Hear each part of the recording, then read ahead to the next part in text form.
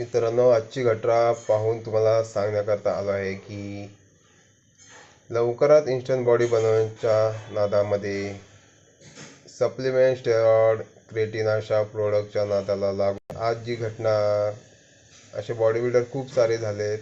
त्यांचं बॉडी बिल्डरांची घटना समोर आलेल्या आहेत.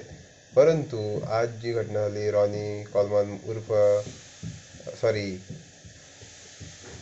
सागर माली उर्फ रॉनी कॉलमन, एक इंटरनॅशनल लेवलचे बॉडी बिल्डरसोबत असं होऊ शकतंय, तर आपण काय त्यांच्यासमोर.